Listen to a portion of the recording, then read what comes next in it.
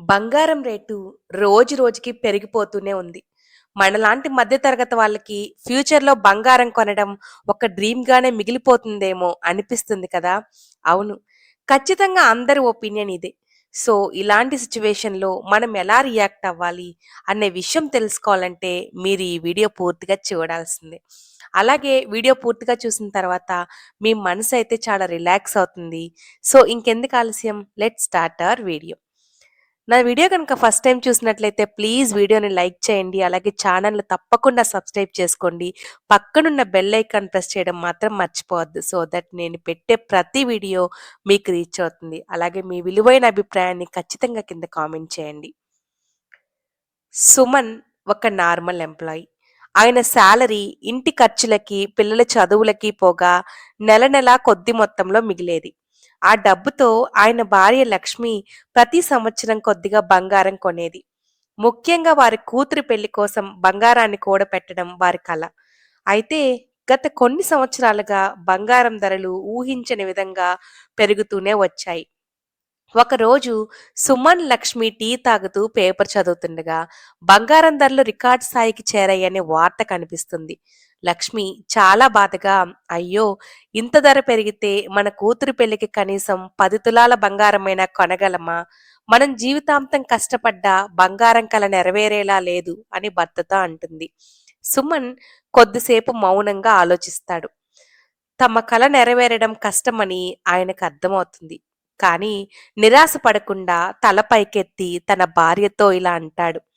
నిజమే లక్ష్మి, బంగారం ధర బాగా పెరిగింది. కానీ ఈరోజు మనందరం ఒక సత్యాన్ని తెలుసుకోవాలి.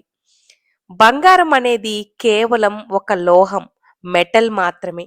అది మన భద్రతకు గుర్తు మాత్రమే కానీ, బంగారం కన్నా విలువైనది, జీవితాంతం మనకు తోడుండేది మన తెలివి, ధైర్యం, ఆరోగ్యం, ఇంకా మన పిల్లల భవిష్యత్తు. సుమన్ ఆ రోజు నుండి తన పొదుపు విధానాన్ని పూర్తిగా మార్చేస్తాడు. చదువే నిజమైన బంగారం అని తన కూతుర్ని మంచి చదువులు చదివించడానికి డబ్బులు దాచిపెట్టడం మొదలుపెడతాడు. బంగారం ఇవ్వకపోయినా పర్వాలేదు, మంచి చదువే ఆమెకు పెద్ద ఆస్తి. ఆ జ్ఞానంతో ఆమె తన జీవితాన్ని తానే బంగారమయం చేసుకోగలదు అని భార్యకు చెబుతాడు.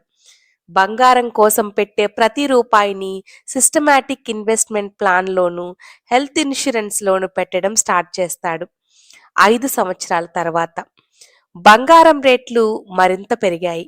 కానీ ఆ పెరుగుదల సుమన్ ఫ్యామిలీకి ఇబ్బంది కలిగించలేదు. ఎందుకంటే ఆయన కూతురు తన చదువు పూర్తి చేసుకొని వెంటనే మంచి ఉద్యోగం సంపాదించింది. సుమన్‌కు సిస్టమాటిక్ ఇన్వెస్ట్మెంట్ ప్లాన్స్ నుండి కొన్ని డబ్బులు వచ్చాయి. హెల్త్ ఇన్స్యూరెన్స్ కారణంగా కుటుంబంలో ఎవరికి అనారోగ్యం వచ్చినా ఆర్థిక భారం పడలేదు. ఒకరోజు లక్ష్మి నవ్వుతూ అంది, బంగారం ధరలు పెరగడం మనకు మేలే జరిగింది. లేదంటే మనం ఇంకా బంగారం వెనక పరిగెత్తుతూ ఉండేవాళ్ళం. ఈ వీడియో మీకు నచ్చింది, ఇంకా బాగా యూజ్ అవుతుంది అనుకుంటున్నాను. చివరగా ఒక చిన్న మాట. బంగారం అనేది ఒక మెటల్ మాత్రమే అనే విషయం బాగా గుర్తుంచుకోండి. బంగారం రేటు పెరగడం అనేది మన కంట్రోల్‌లో లేని విషయం.